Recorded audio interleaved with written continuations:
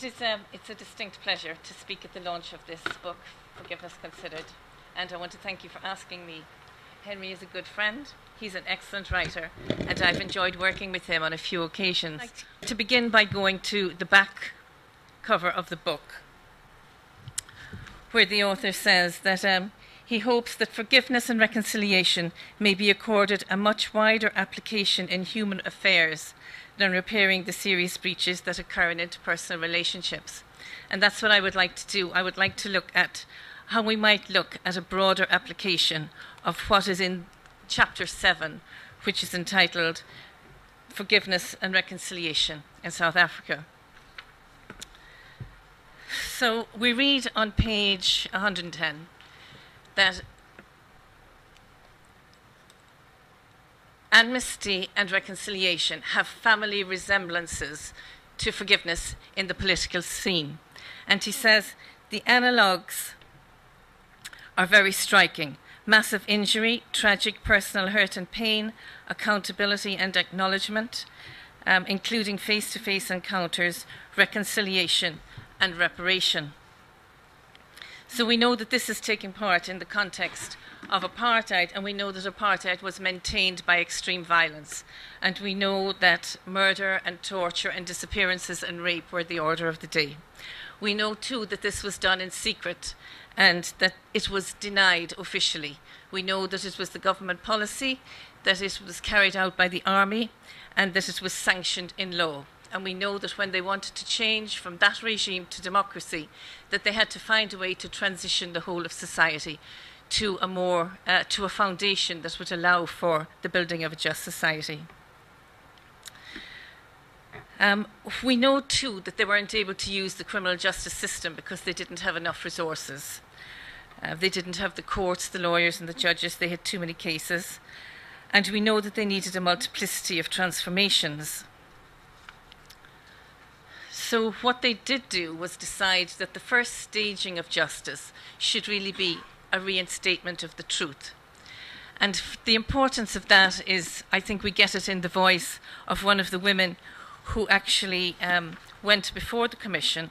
Her name is Mrs. Elizabeth Masweli, and she says that she would like to forgive, but before she could do that, she needs to know certain things. She says, I would be happy if they could come before me because I don't have my sons today.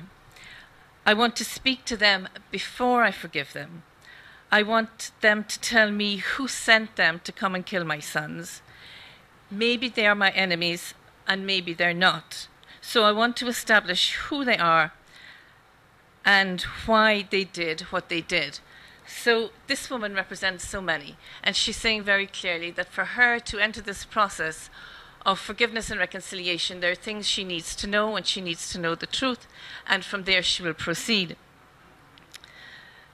The other interesting thing was that even though they weren't using courts and court processes, they decided also in the commission not to use court language or the adversarial process and to go instead with narrative to get at the emotions, the traumatized memories and the meanings so that the people could remember shattered lives.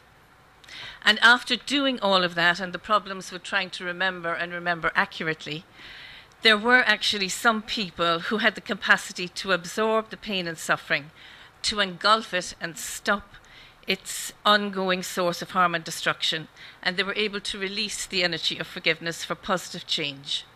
Now, we're also told in the book that this wasn't an outcome of the actual negotiation process of the Truth and Reconciliation Commission. This expansion came from an inner generosity, a developmental change, an insight or an understanding. And the commission still didn't have plain sailing. There were numerous problems, and that's outlined in the book as well. There were endless difficulties, and even 10 years afterwards, when there is a critique and a review, the problems are still being discussed.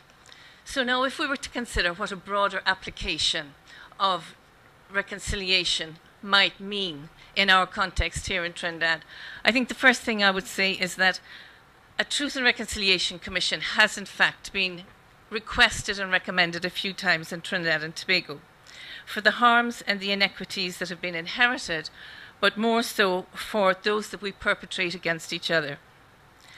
and in order to instill a new foundation for building a just society. We also know that the criminal justice system can't cope with the number of cases backlogged in it at present. And we know too that the thousands of murders over the last decade, from gangs, from police extrajudicial killings and from road deaths, are mainly unattended. We know also that street justice has taken over in many communities, and we know from the UNDP report last month that there is very limited confidence in the administration of justice, and there is widespread corruption. So we also then know that we have a recommendation to shift policy on crime to measures favouring human development and public security. So I would say that this book, Forgiveness Considered, really does have its finger on the pulse when it comes to being ready. We have a readiness for it and being relevant for the social problems at present. Now, what also came to mind as I read this, and looking at its larger implications, was this programme that's quite controversial, which Crime Watch.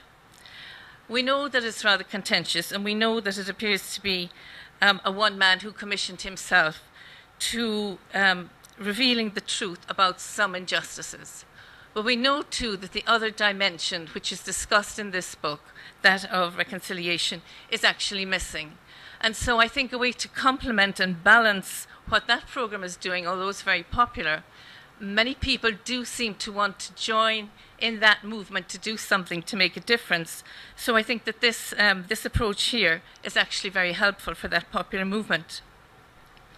Now, at the end of the book, in the last paragraph, we read that the lack of social and political realism was a major problem. So I was considering here in Trinidad, what is it that we have in relation to these lacks in South Africa, and are we better prepared in some respects? And so I think that the infrastructural plan that there is for the development of East Port of Spain really could be used as an attempt to do more equitable type of development, to have a better distribution of the resources and of the wealth of the country. The shift that we see in policy to human, social and political capital and to reconciliation itself, which is actually mentioned in the UNDP report, also suggests that the full brunt of coercion should be kept for the big fish.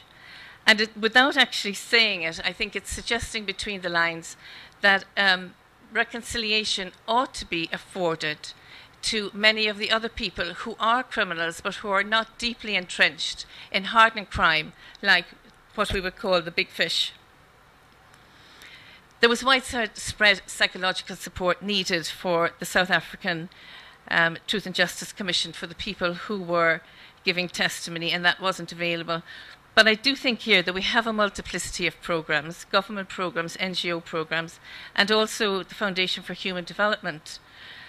We have also, they decided to use narrative, and that was to help them to get at the emotions and the traumatized memories and to get at the stories, that they could reflect on experiences and see how they might move forward. And I think in an oral culture, we do have a very good cultural fit with that. And of course, not least being the Lexio Foundation that Father Michel has worked on. So I would like to just briefly give two examples of concrete ways in which I would see this broader application work. You might have heard of a programme called Ceasefire. Ceasefire is a programme that started in Trinidad in the last 2 months. And it is in communities where there have been shootouts and people are wounded and dying, and they're taken to the Accident and Emergency Department of the hospital. And very shortly afterwards, their relations or their neighbours, their family turn up. And you might have people from opposing gangs there in that grouping. And there is a window of opportunity for interventions to interrupt revenge killings. And this programme has been used successfully in other parts, and they hope that it would work here as well. It's based on victim-offender mediation, and it will raise questions about reconciliation. The other programme that's very interesting is at San Fernando Supreme Court. And that programme was started 2 years ago by Justice Anthony Carmona. And he took young offenders, young males 15 to 30, who had very serious charges, which were murder and attempted murder, rape and attempted rape.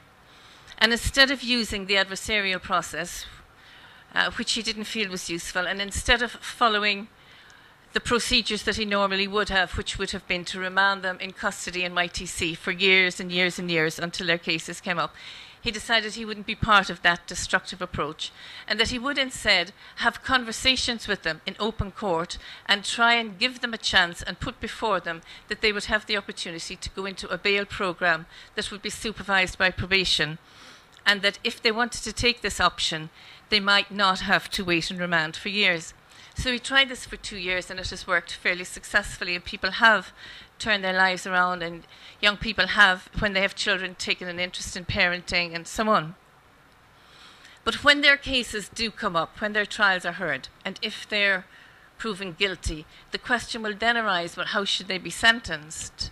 And whether they should have custodial sentences, what purpose would be served if they have already acknowledged what they have done, made some contribution to society and changed their lives.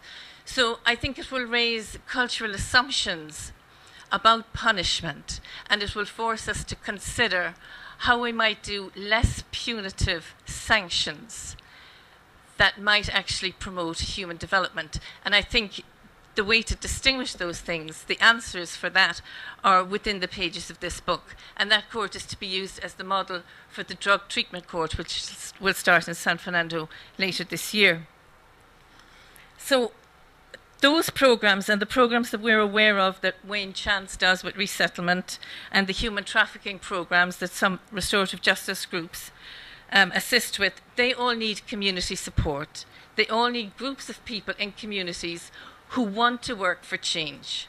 And those people, of course, it would be mainly voluntary work. And I would see them getting some training from the government and from NGOs. But the type of education that they need for developmental change won't be in those training programs. But I do think that this book would actually help them far more. And I think that has got a lot to do with the way that it was actually written.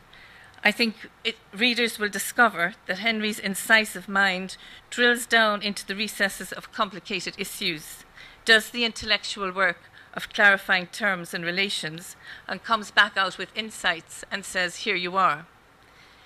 Here is what I'm thinking about this. What do you think?